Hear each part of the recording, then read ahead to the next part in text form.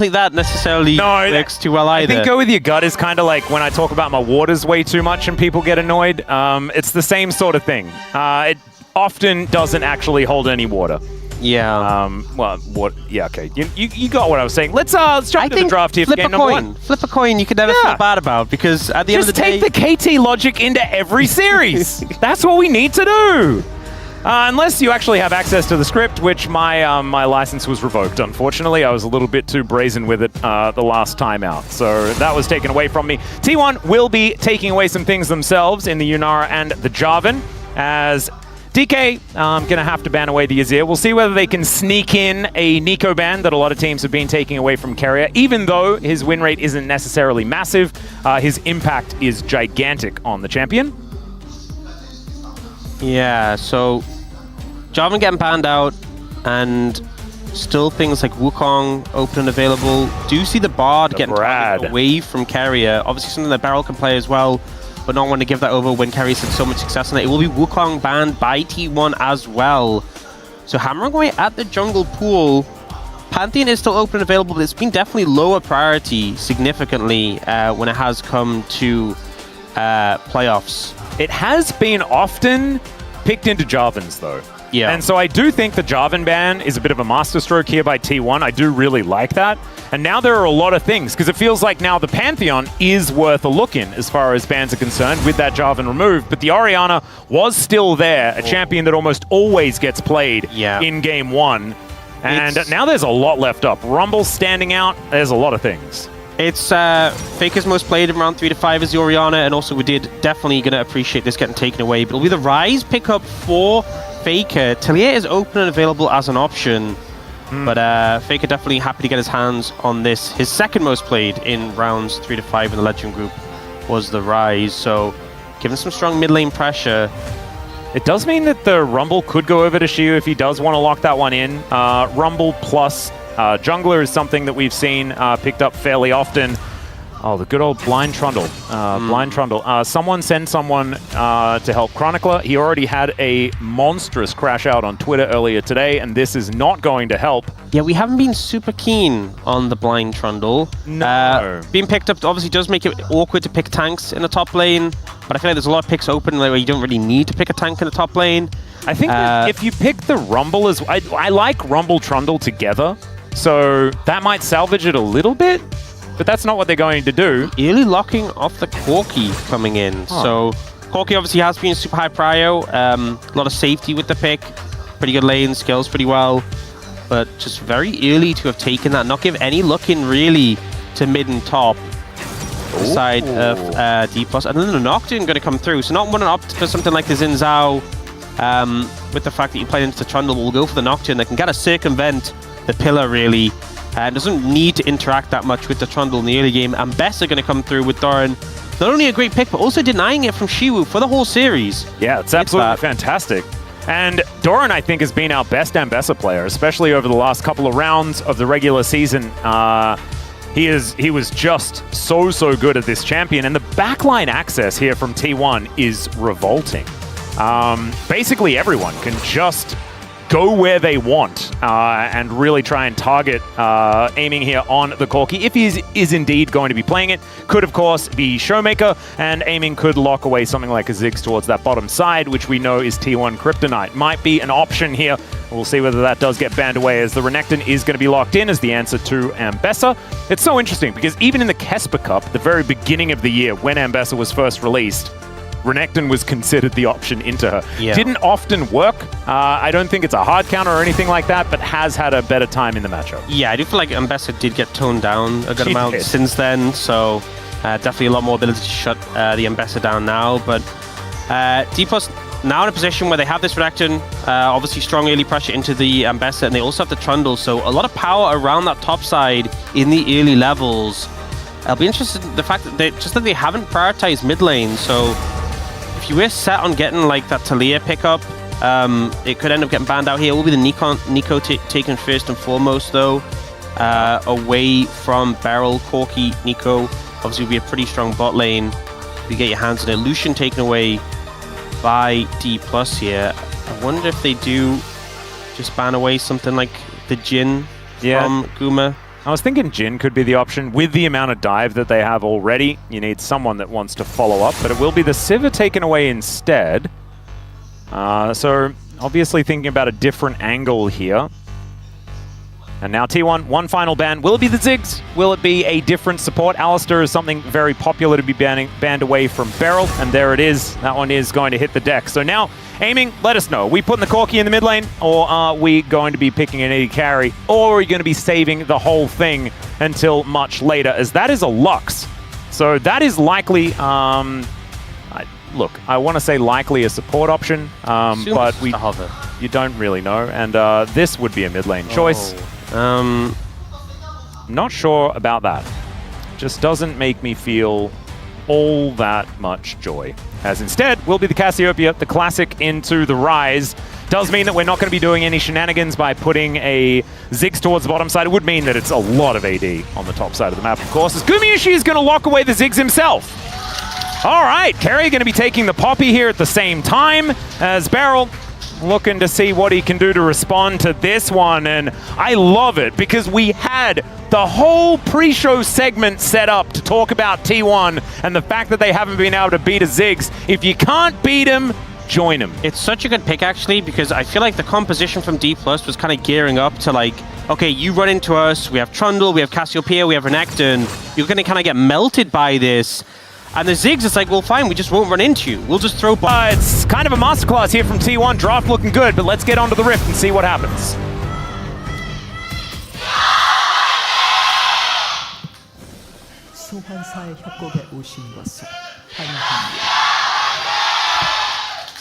Okay, I don't know whether my headphones are just not working as well at cancelling the noise from outside, or whether it's just way louder in here on both sides.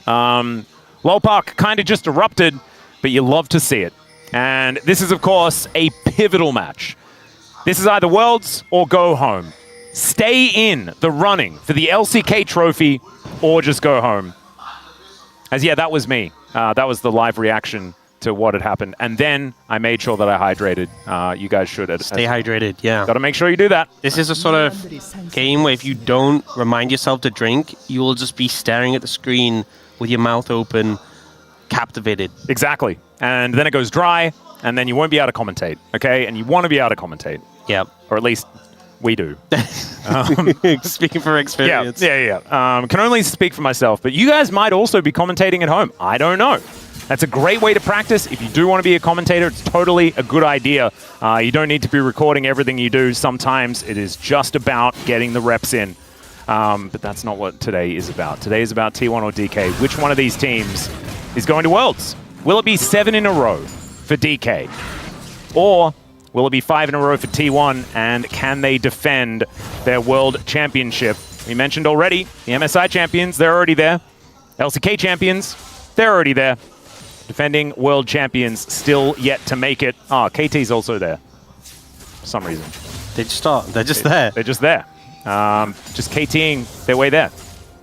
Off the back of an incredible performance and one of the greatest series that we've ever had the pleasure of witnessing, to really add some turmoil here to the LCK for 2025, as we've got a lot of action happening here. Showmaker gets Faker down below 100 health.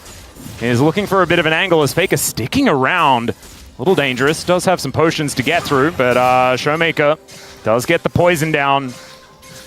And Faker really does need to be careful. A couple of Twin Fangs and he could be dead, as we do see there's a Nocturne lurking, but yeah, level 3 Nocturne ganks, not a thing. And you know, we have seen this matchup a good amount, the Cassiopeia into Rise, but we haven't really seen it be this favorable. It's kind of been the matchup where, you know, you pick it because it does well later in the game. The lane can be successful, but it's been a lot more even than we've seen this. This is really Showmaker putting the hit onto Faker, which is great for DPLUS for their odds in this game. Beryl, a bit of a wander, as Keria had left the lane for a few moments. Aiming and Beryl actually playing pretty far up here, as the hook is going to connect. Fair bit of damage onto Keria, but he dodges the fast bomb pretty nicely. As here towards the top side, we have a lot of damage being done by both of these top laners. Cannon is going to be secured, and I assume secured. Oh no! Doran not going to be able to get it. And Xiu is going to be winning that lane for now as the pillar comes down in this mid lane. Oner turns up. Flash out from Faker as Oner wants to be able to do battle with Lucid here, but there are a lot of minions and there's an angry snake. So get out of there. As an Australian, I know. Snakes, that's serious business. Just do not...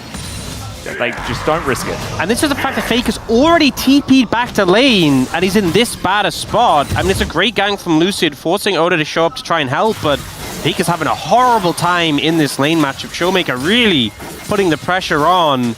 And considering top lane's going so well, mid lane's going so well, this is exactly the start DPLUS need if they're going to find favor in this game. Yep, and I'm really glad that you brought that up because I think that as this game goes on, T1 have a lot of different avenues. They gave themselves outs in the draft, and I want to go back to what Wolf had already highlighted, right? He set this up, and T1 have been picking drafts with narrow win conditions. This is not one of those drafts. I feel like you have ways back into the game with a comp like this. You can mess with vision, you can side lane if you'd like to, you can control mid-wave pretty comfortably with the Ziggs. I think they have a lot of flexibility as Doran maybe doesn't as much here towards his bottom side. And DK, I think, will need to have a pretty good early game to feel comfortable in this one. Yeah, I would definitely agree. And I think it's important that... Important that like the Renekton is having this lead, and obviously did start off with a bit of an early advantage, but now the swap has come through from T1, and Doran doing a decent job of picking up the farm there. Obviously he gets chunked out a bit, but has a lot of sustain with the biscuits, with the potions he has, so should be able to farm up on the tower. And Shiva right now being zoned out pretty heavily, but the wave is going to crash into him. Yeah, that's a lot of minions they're going to be making their way over to him.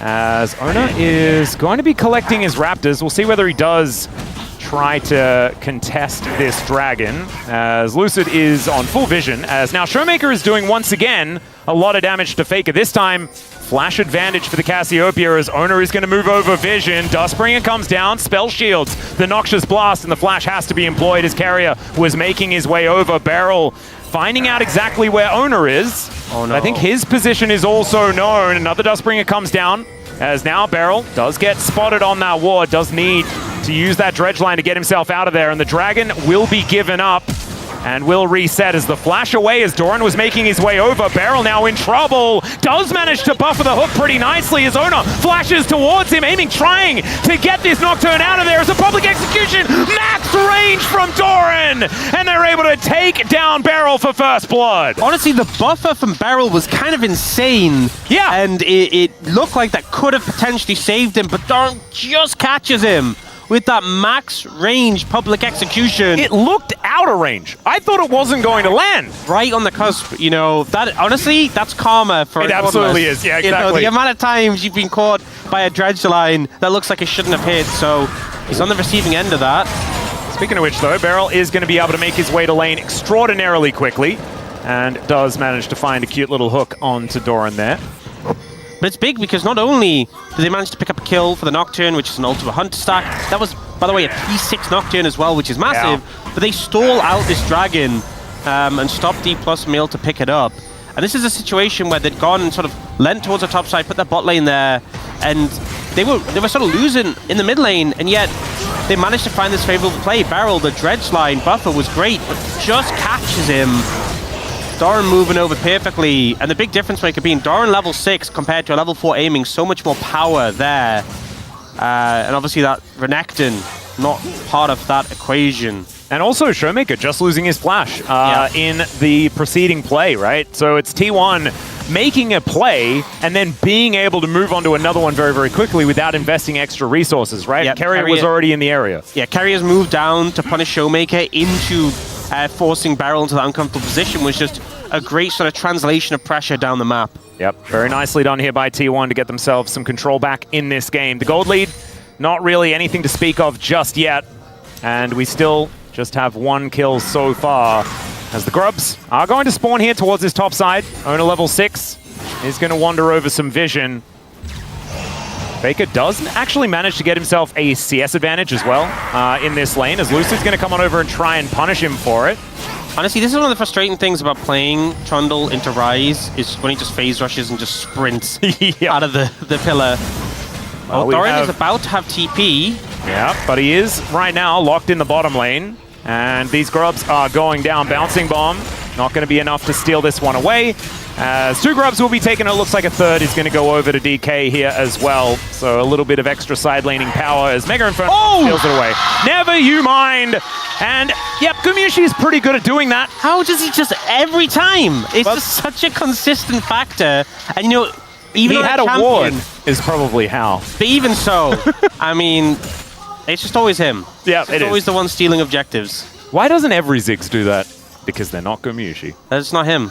They're not that guy. Nope. But yeah, able to steal away with the ult, able to get that one grub, which in the grand scheme of things isn't massive, but it does make a difference. Obviously stops DPLUS from getting the whole 3 in a situation where T1 just weren't really able to contest. We saw the move up from Shiwu, kind of securing control over the area and denying it from T1. So nice little sneak away from Guma just to grab that.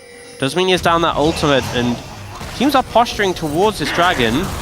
Yeah, Oner is looking to try and put some pressure on this crab as Lucy's going to get slammed into the wall. There's a paranoia as well, and Subjugate not going to be enough to save him. I'm not entirely sure what the plan was there as the Realm Warp comes out. Faker is going to make his way over, slows down Shiu here, but he is going to be okay. But it should mean that Dragon Control is well and truly there for T1. Just a bit disrespectful, I feel like, from Lucid. It was a great stun coming out from Keria, and then Oner like pre-ulted, and they got the vision over the wall, so as soon as Lucid flashed, he just ulted straight after him, was there to follow. It just felt like they completely read Lucid there, and there was really nothing he could do. So not only do they manage to get the kill there, they get the scuttle, they also get the dragon. It's a big influx of gold, and the objective as well for T1. And we have to go back to what we were talking about earlier on, right? T1, this draft, very flexible, has a lot of options, as Hook is going to catch Doran once again, and even the Valkyrie damage is going to be enough. That was an overstep, and that is 1 on the board here for DK. Yeah, a little bit disrespectful. I think another factor is that Beryl having the Spellbook Ignite, the extra damage. I think Doran not fully respecting that. He's so mobile in the Embess, I think he could maybe get away. And bonk. Very nicely done. Just nicely timed as well. Yep, just said got one. And here, yeah, I don't. Lucid wanted a crab. Yeah, gets a bit too close to the wall, and then you see the wards come over the wall before he flashes. They know where he's going to go, and Oner pre-ults, so he has it immediately ready just to fly over after him. And then here, Doran, bit of an overstep for the wave, and it's just read by Beryl extremely well. Like, he pre-fires the Q for when he's going to come in, so obviously a bit of a misplay from Doran, but also a great read from Beryl there to punish. Yep, it was also the second time Beryl did that. Did that also towards the bottom side of the map, so has his eye in. Did also die for first blood. So, you know, we're not going to give him an entire pass for how he's feeling on the day. I think we're going to have a full game's worth of Beryl antics to really make an assessment. As Aiming, looking for some extra plates, does manage to get another one here, as the Corki is very strong. Meanwhile, here towards the bottom side, this Renekton in a bit of trouble, doing a decent job to try and keep himself alive, but it doesn't quite work, as Faker just barely survives. With like, what, double-digit health, single-digit health? He was very close to dead. And you saw the potions ticking. That made the difference, but now Doran in trouble. In trouble yet again, as a depth charge going to come down this time around. Will be absorbed there by the ulti, and I don't think he's going to be getting out. That's another kill going over to Aiming, and both of them go into his hands. As Mega Inferno Bomb not going to be enough to save that turret, and it looks like DK will be able to get first brick in this game. It is already Feats of Warfare over to T1, so we are 1 apiece as far as Feats of Strength are concerned, still just battling over these objectives. Yeah, and it does mean a massive gold lead for Aiming, because he was just picking up plates in the top side while T1 were making plays on the rest of the map. It was just Aiming, just whittling away at that tower consistently. Also means Beryl's picked up that redemption already, so the bot lane pretty strong for DPLUS. Yeah, we're in prison here. Onda Shiu is being held at arm's length by Faker for now. Trinity Force and the Rod of Ages now complete, though. Big item spikes to come in, but let's have a look at this from Faker's perspective. As he's tanking up this turret. Whoa! Went to 9 HP, so the potion's definitely saving him there. No reaction, stone cold. Yeah, and here buffers the ult with his, but then the problem is he ends up in a position where he's like, okay, I need to flash away from the damage, but he pulls away from the tower. I think it was just kind of doomed regardless there. Did his best to try and outplay, but a difficult situation. Aiming he's storming the IKEA, man. Like, he's just got plates all over the place. Yeah. And, you know, feels bad for the Zigs when he's not the one getting the plates. Oh, Faker. Yeah, Beryl making his way in, Faker gonna flash, and that was a good one because there are a lot of DK members down here. Keria could be in trouble though. Steadfast Presence comes down, she catches him with the stun, and there is nowhere for this Poppy to go. More plates going over to DK. It's like it's a Greek wedding. And if there's anything that's going to get DPLUS family ahead in this game, it is just picking up these gold advantages, getting all these plates. Although, I mean, it's not going to be plates, but T1 will be able to pick up this top tower with the power of the Zigs. Well, we're getting a bit paranoid here towards the bottom side of the map as Oner does go in, then immediately goes out. Yeah, ends up regretting that decision when he sees the Renekton in there, and the Redemption comes through to dissuade. The Zigs just instantly explode the tower, but look at the difference. 500 gold is that difference in how much was achieved from the plates there. Yeah, so much of it going over to aiming. Like you were saying, it's almost just a 500 gold lead for the Corki in comparison to the Ziggs. Of course, Ziggs would have liked to be collecting those plates himself, but it just hasn't been how this early game has been played out here by T1. So we're going to check this one out one more time. Faker flashes away, but unfortunately, Keria is sort of left to his lonesome. I think there was maybe the thought process that, hey, we can Realm Warp in, we can Nocturne ult in, we can maybe defend this tower 3v4. But I think the call was made, sorry, Keria, you're on your own, we're going to let you go. I think that was kind of the thought process of why he stayed in the tower, and they quickly just made the call that, no, we're not going to commit to that and lose more members. It's still very close in terms of gold, right? Yep. And T1 have the advantage in terms of First Dragon. No one has Feats of Strength yet fully. It's still even in that regard, so... And we still need, like, what, 2 more objectives to be taken by either team?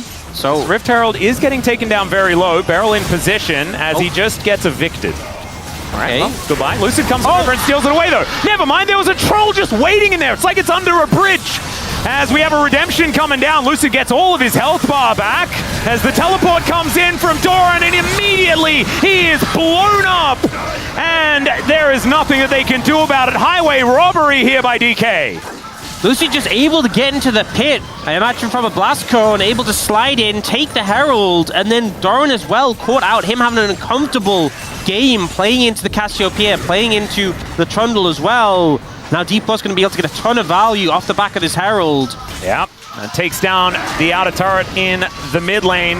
They're also taking the Dragon at the same time as T1 not quite finding it as Petrifying Gaze connects on to the Poppy, but Keria is going to survive. We get a bit of a zoom in here from Jonah Strong, but not any joy going to come of that. But Lucid is going to be taking this Drake, and so that will be Feats of Strength over to DK in what feels like the blink of an eye. We were just talking about the fact that, we're really far away from Feats of Strength. Well, never mind. It's actually happening right now. It's also a Cloud Soul, which is fantastic. Yep, Blast going over the wall, and they just don't have vision of him. Just slides in, ends up being a miss smite from Oner there.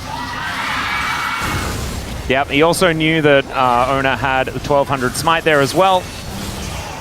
Really interesting stuff. Lucid playing it out very, very nicely, and then they just set up. They see the teleport coming in, and unfortunately just an optimistic teleport angle there from Doran. Yeah.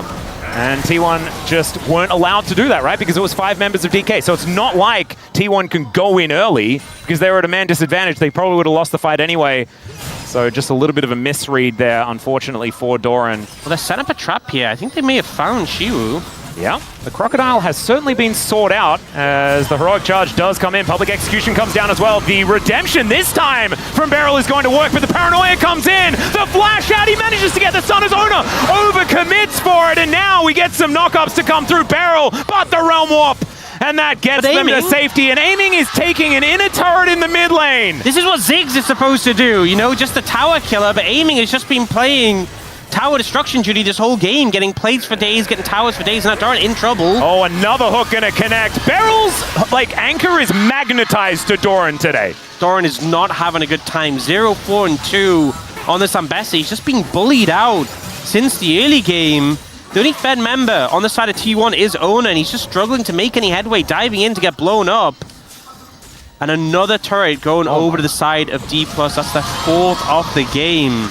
map control heavily in their favor. And we've been talking about pendulums and things going back and forth. This has been some massive swings in both directions over the last few minutes. But let's check this out one more time, as they did manage to get Shiu, that's true, but the amount of time it took and the investment was just too large. Yeah, the fact that Oner has to flash at the end to finish him because Shiu flashed out of the ult. Shiu once again in trouble here. Doesn't have the Dominus and is going to have to try and get himself over this wall. Yeah, not going to happen.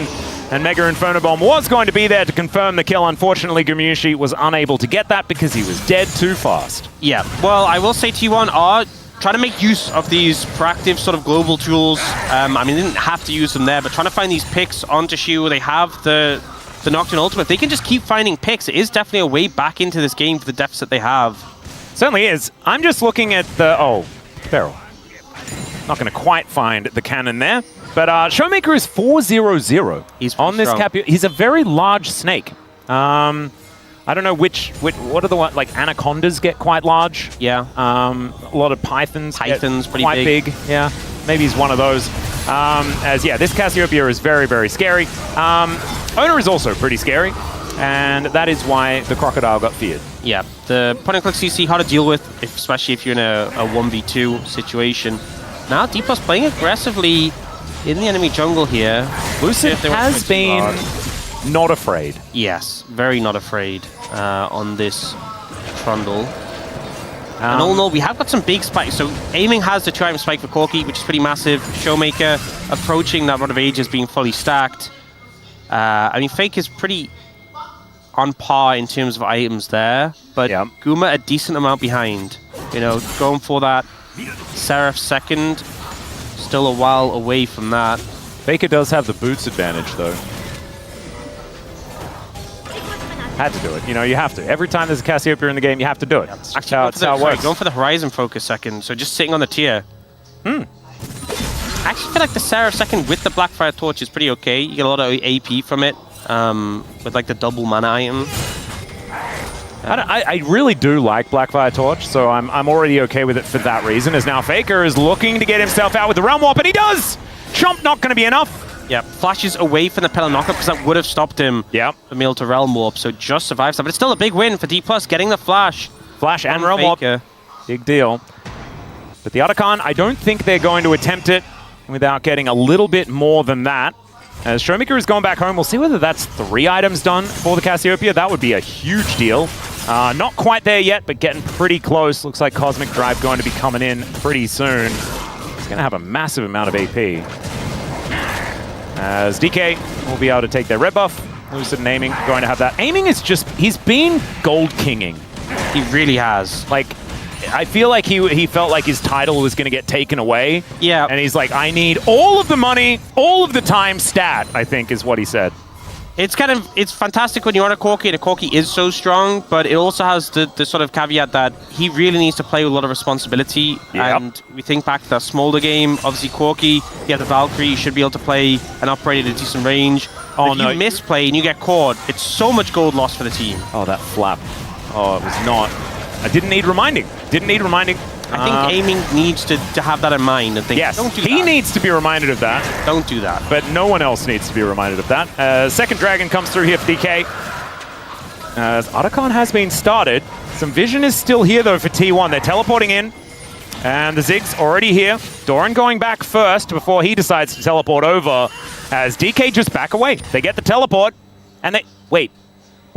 DK just making a measured decision? Yeah, this is a good play as well. I mean, they really would have loved to get Doran's TP. I think expending Guma's TP isn't that big of a deal in comparison to being the top laner's TP. But DPLUS just pull away. They're like, cool, we got what we wanted out of the play.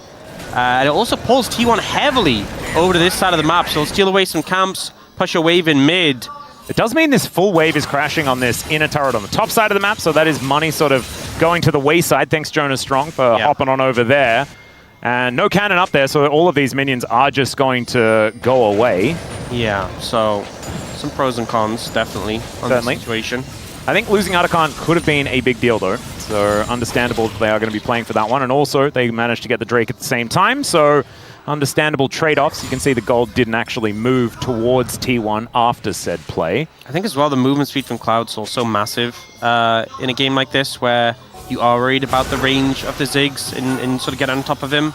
It's pretty good for aiming as well if they manage to get the soul, because you get to activate a lot of movement speed all the time. Yeah. Your ultimate doesn't quite have a cooldown.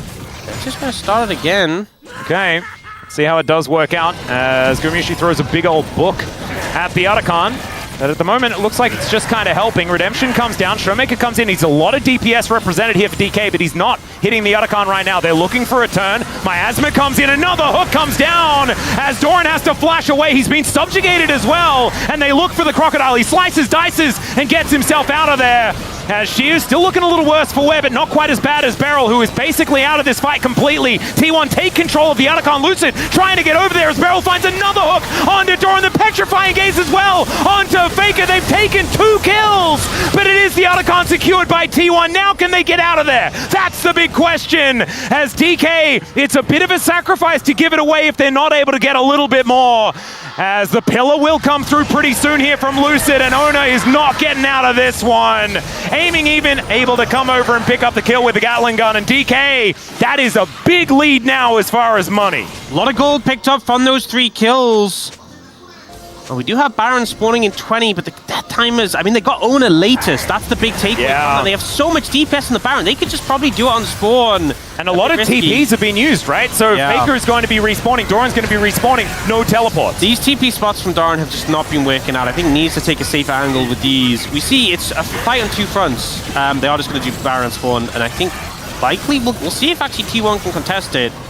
I mean, there is a Cloud Rift, as we're checking out this replay in the meantime. Battle on 2 fronts. DK decided that they're not going to be taking the Otacon, as this Baron will just go to DK. There is nothing T1 can do about it. Mega Inferno Bomb not stealing it this time, because Lucid does have Smite for this purple monster. The amount of DPS on that neutral really making... Oh, Shiwu. Just not flash. Gonna get Realm Warp done, and will get interrupted there by the Steadfast Presence. Still there's a fair bit of health bar to get through, but the Satchel will hold him in place and takes down the Crocodile. A cheeky one back, and that will actually deter DK and put a little bit of a stopper in this Baron push. Won't be able to get the tower mid, though. You could see Guma very low with no flash. Didn't want to hang around and potentially get punished for staying there too long. So it's a nice pick from T1, but it's a very small win on the back of some huge hits that DPLUS applied to them. Yep. Still, the Rebel Baron power play sitting at only 1,000 gold or something like that right now. So T1 have done a decent job at making sure they don't get too far ahead. Remember, you get about 1,500 just by taking the thing. And so being able to get that kill onto Shiu really helping them out there, as we're going to check it out in the replay. Yeah, I love that we get a Steadfast Presence before the Realm Warp, so he's obviously going to dash immediately. It's already up to block it when he arrives. He's also incentivized to wait for them to turn up before he presses the button, because otherwise he can't dice. Yeah, so it makes a whole lot of sense when it's Renekton for that one to work, as Oner is going to get a nice spell shield here, as Beryl is throwing out anchors all over the place, as Keria very annoyed by that big old trophy in his way. Yeah, a little spooky, but able to... He's pretty used to trophies at this point, so he's not too worried about it, I don't think. Still, that one was very annoyingly placed. I mean, aiming is just so strong now. Approaching that Infinity Edge, 4th item. He's almost their gold lead. Yeah. Like, alone. As now Keria is in a lot of trouble. That trophy is just pesky. Not sure the angle he was really going for there. Just super overextended. Potentially looking for a flank and just gets instantly exploded. Doran doing pretty good into Shiu specifically, but he's got friends. Yeah, he's got a lot of buddies, and the public execution is going to miss. There are so many things on the ground, and the turret just evaporates. Aiming looked at it, and it just exploded. Beryl going to make his way over, and I think that's the base that's going to get broken here on this push. That Rebel Baron power play that I was telling you was quite low is now obscenely large. 4,000 is the note of that one, and that means that they have a 7.5k gold lead. T1 kind of just crumbling. You know, this could have been a Baron, you could have stalled out, right? You have the Ziggs, a great champion for mitigating the pressure, and... Okay.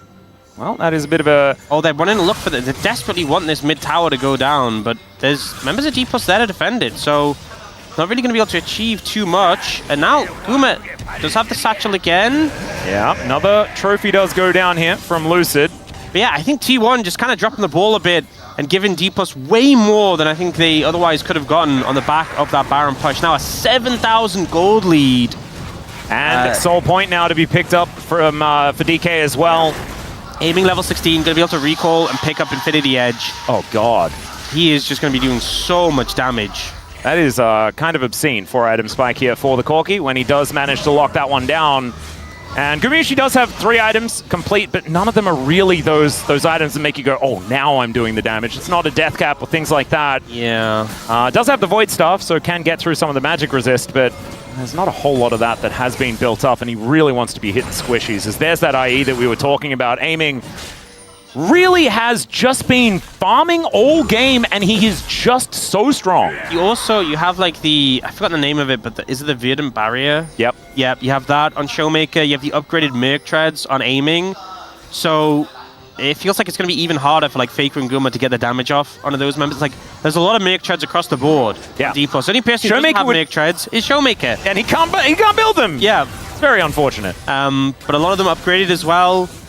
And the AD damage, you know, Oner's not doing that much AD damage. I mean, he's quite fed, but it's hard to spread it as Nocturne. And Doran is 0-6. Yeah, he's just eating anchors. Yeah, As Paranoia comes down, we've got a Realm Warp to join him in here as they look for aiming, but he just gets himself out. And Beryl is going to vacate as well as Showmaker flashes for it. Lucid dives in on top. And the Nocturne and Ziggs immediately go down. Keria gets caught out. And this game, ladies and gentlemen, is over. Faker is the last man standing. Teleports come in as DK, it's their turn for the jump scare. And now they will take down another in here. They're going to take down some Nexus turrets as well. And DK in a classic DK game 1 are going to be 1-0 in this series. T1 try and find a way back in. They look for aiming, but this time he holds strong. 0 deaths in this game. 9-0-3, that early Corki pick coming up huge. And DPLUS will go 1-0 up in this series.